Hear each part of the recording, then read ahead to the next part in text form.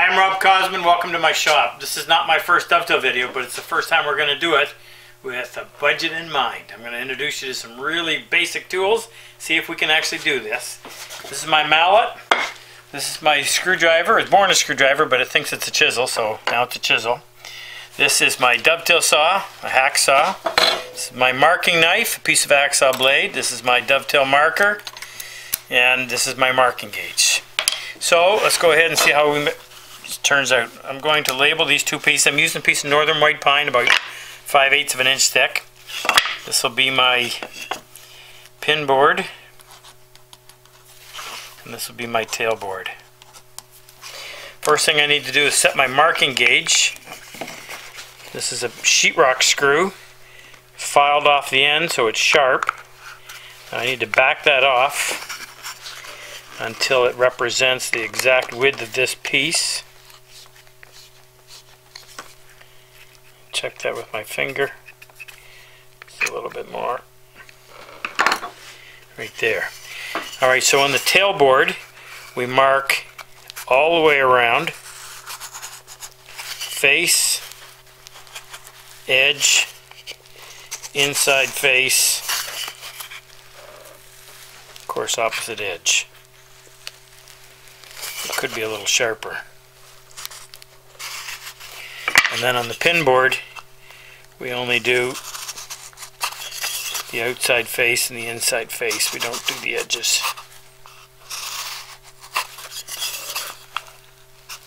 I want to be able to get my chisel in there. Alright, take our tail board and put it in the vise. Always good to make sure it's standing plumb. Now we're just going to lay this out by eye. But I've got a business card folded in half, and that will act as my square. So that'll be my outside half pin, and then I'll do about the same amount over here. We're just going to do two tails on this one. So if we were to divide that in half, it's, of course it couldn't be a nice even measure. It's 3 7/16, so inch and a half is 3. Somewhere right about there. So we'll give it enough width that we can get the chisel in there.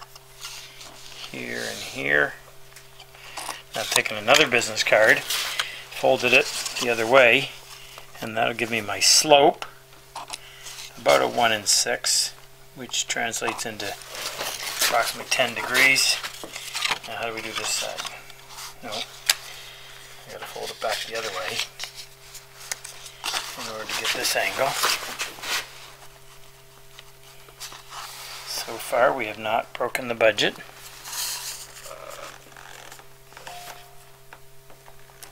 Okay, mark the waist so we know which side to saw on.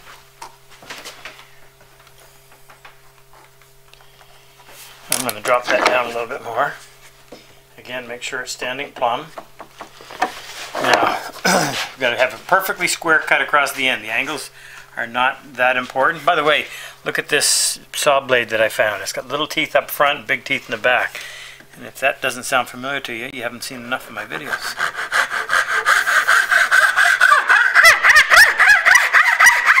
A little loud. Saw right down to the line.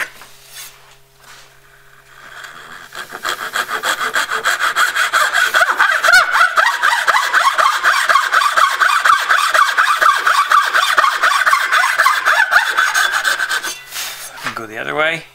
Use the little teeth to get it started.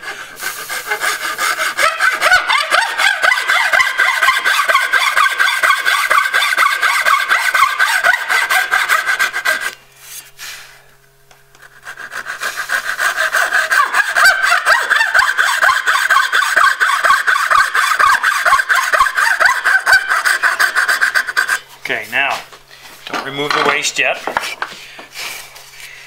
Take my mallet, set it there, put the pin board in the vise and get it flush with the top of the mallet, and set the mallet back. Put the tail board over top of the pin board. Now what we're going to do is we're going to use that piece of broke broken piece of hacksaw blade as a spacer. So I've moved the tailboard over to my right, keeping it flush out here in the end. The thickness feels to be the thickness of the saw blade. Okay, so if we moved it to the right, we're going to go to the left side of each tail. And I'm going to put the blade down in there and drag it through enough times that we can get a good kerf. And then do the same thing on this side of the tail. And we're going to go the other way. So now we're going to make the top board, the tail board, we're going to move it to the left, the thickness of the saw blade. Make sure that we're flush out here. So I'm checking with my thumb. Keep everything properly lined up. Make sure it needs to go over just a bit more. Right there. Okay, now we've moved the tailboard to the left, so I'm going to go to the right side of each tail and reach down. Put a little hockey tape on the end of this to make it a little easier to hold. Actually should have had it up a little closer. And then go to this one. Trying not to cut my bench. Okay, now bring this up a little bit. Again, keep it standing plumb. Use my half of my mark out gauge to get some plumb lines on the face side.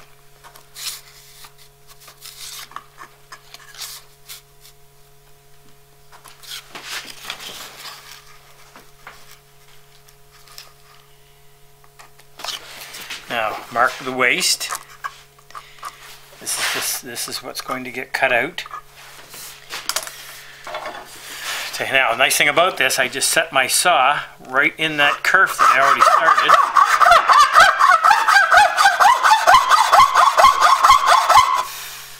Terribly loud. Right down to the line.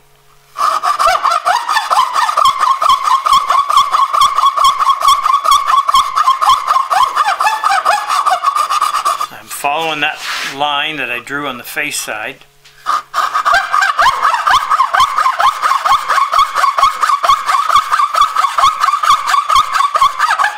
Hope you have a volume control.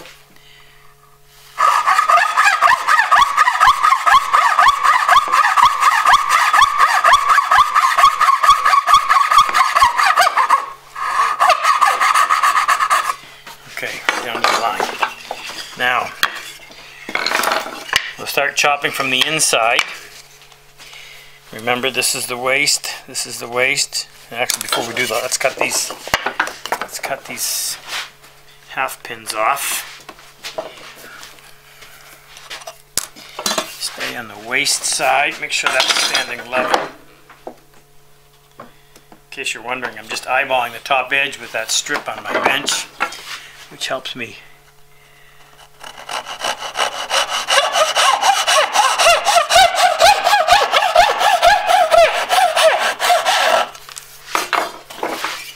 Put that over.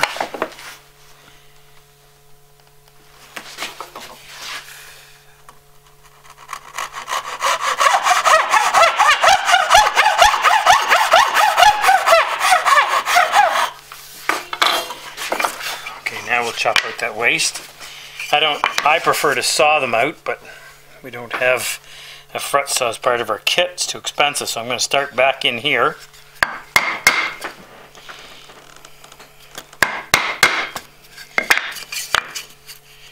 Flip that over. I'm staying away from the line because I don't want the chisel to get forced back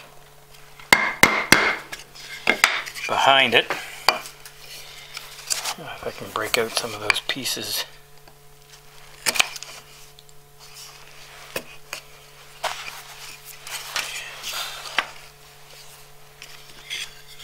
Go a little closer. I should be able to meet that halfway from this side. There you go.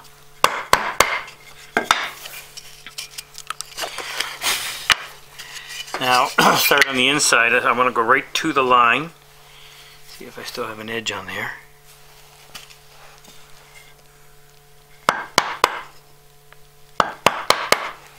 And I can set the chisel right in the scribe line.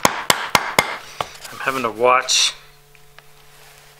to make sure that I'm standing plumb and not leaving a bump. Meaning I don't want to bump in there, that'll prevent the joint from closing properly. Really shouldn't be using the other half of my joint as a backup block, but remember, we're working on a budget.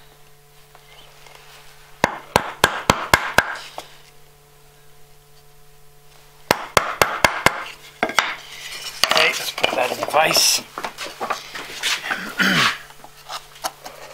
Always work front to back.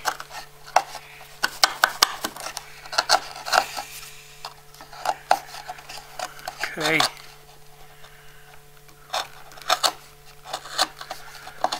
That looks clean. I'm looking right in these corners. Now we'll just get rid of that little bit of material right in there. Make sure we don't have material left on top of the gauge line.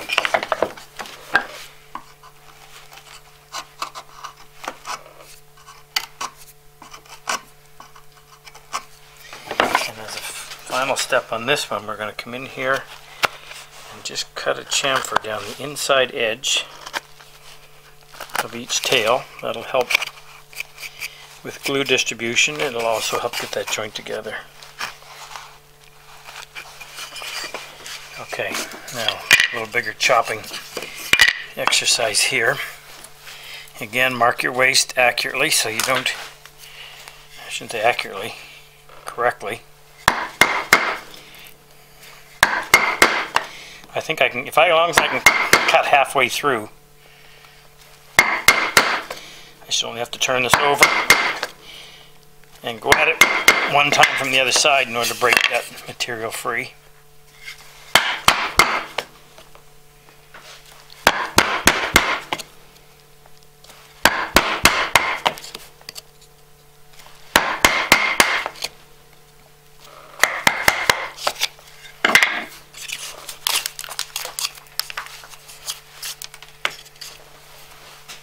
Remember to ride that slope so you don't end up cutting into the side of your pin.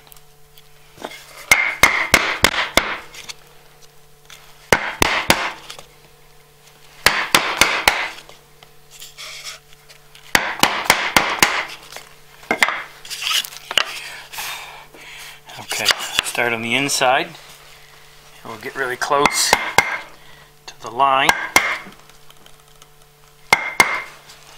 If I was going to do this again, I would sharpen my marking gauge a little bit better so I don't have to squint so bad to try to see that gauge line.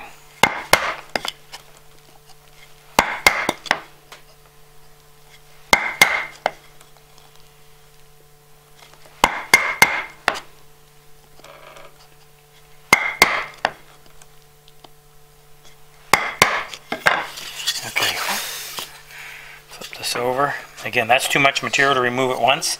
Good chance your chisel/screwdriver will get shoved back behind the line. So if you come in here and just remove some of that waste, that reduces the pressure on the bevel side that tries to push the chisel back.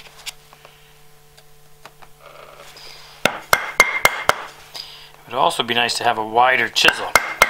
Every time I have to step across that line, it's just an opportunity for that chisel to twist ever so slightly and leave a little divot. It should be a nice straight line. That one I got away with.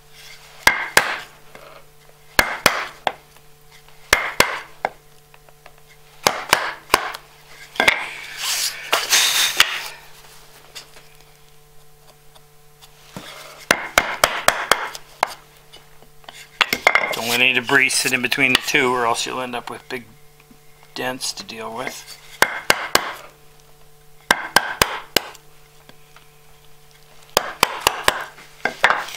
Okay, put this in the vise. Make sure those corners are nice and clean.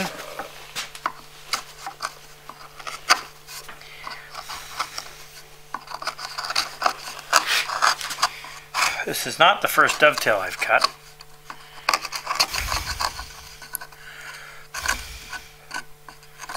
Meaning I've got a fair bit of experience. And sometimes that means that you'll be able to do things that you wouldn't otherwise be able to do. I don't have a hammer, so I'm going to have to use my mallet.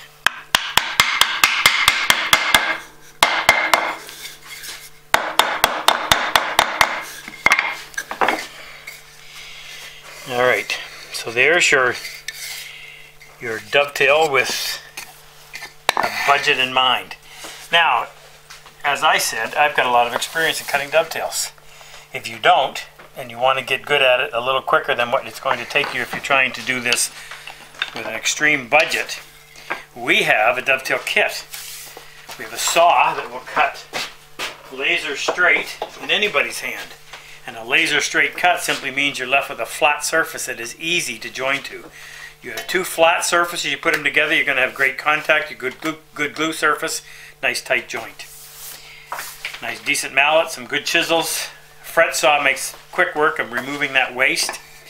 So if you're interested, RobCosman.com, there's a link that you can go to and it'll show you all that stuff. My last plea is this: we have something called the Purple Heart Project. That's where we bring wounded veterans into Niagara Falls, Ontario, Canada, and we teach them a week-long hand-tool workshop. It's extremely good for those guys who are suffering from PTSD or any brain injuries like that.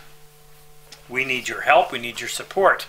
If you know anyone that would qualify for this, please have them contact us. Again, all the contact information is at RobCosman.com. In fact, if you go in the toolbar, it says VET, go underneath that and it'll show you everything you need to do. We also give any wounded veteran access to our online workshop, which is normally $400 a year for 5 episodes a week. We give it to them lifetime for free. Just tell them about it and send them there and we'll be happy to take care of them. Appreciate your support. Hope you enjoyed this and good luck with your dovetails.